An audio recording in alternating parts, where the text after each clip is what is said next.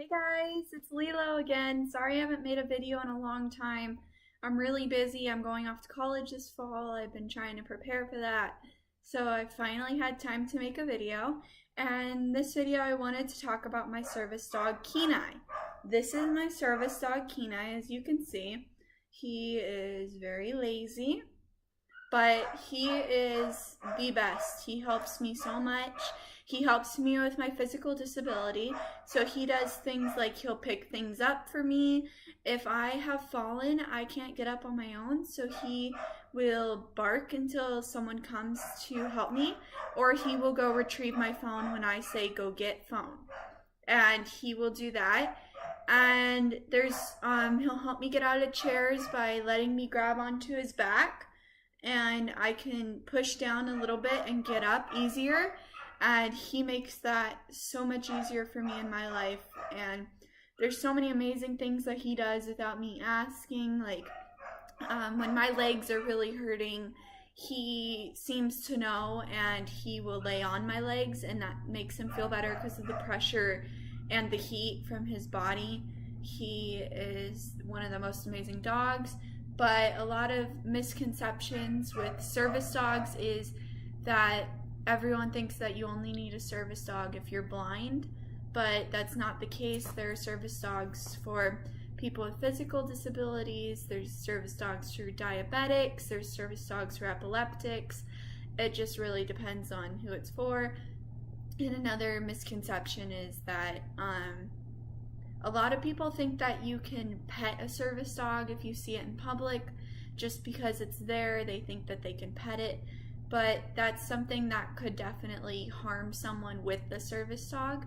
If it's in a medical alert dog, if you go up and pet it, it may miss its alert, and the owner could be injured because it's not alerting them to a seizure or low blood sugar or high blood sugar. So it's just all around an issue. I always say, if you ask, most of the time the person will say yes, depending on what the service dog does or how the service dog is, if it's in training or not. Most of the time I will say yes, but there are times where I will say no. But you just have to gauge that by ear. But you can't be offended if someone tells you no, that you can't pet their service dog just because they're working. There's a bunch of reasons behind it, and a lot of people don't like explaining it. But there's also the issue of people thinking that they can just bring their pets into stores, or the fake registries online. Everything that says register your dog as a service dog is 100% fake. That's not how you get a service dog. There is no registration for service dogs. But when you bring your dog into a store that isn't a service dog, it could be violent towards another service dog. I've heard several situations where actual service animals have gotten attacked by dogs that weren't service animals, and then in that case you can no longer bring your service dog out in public because it may have fear issues from there on out, or it got so injured that you shouldn't be working it anymore.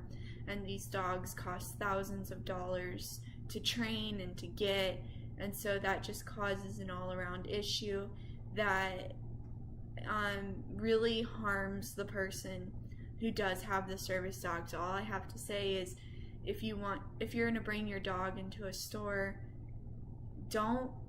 I know it may be hot in the car, but maybe you should have left your dog at home. I mean, it's just a scary thing for handlers to go out with their service dog worried that another dog is going to attack their professionally trained service dog. So it's just something that you have to pay attention to and really think about when you consider bringing your pet out. And like I said, it could harm the person or the dog, and you never know if the service dog will bite your dog back, so it could even harm your dog. Service dogs are trained not to bite, but if something is attacking the dog, its instincts will take over, and I think it potentially could bite back. So that's another thing you have to think about, is these dogs are highly trained, but it still has instincts. These dogs are still not robots. So you have to think about those things. But if any of you have any questions about my service dog or about me with my service dog, please feel free to ask. He's coming to college with me. He will be staying in my dorm with me. He will be helping me 24/7. But as I said, if you have any questions, feel free to comment down below, and I may make another video talking about my service dog and answering all of your questions. But hopefully this helps people who want to know more about service dogs, and I hope this helped. Thanks for watching, guys. See you later.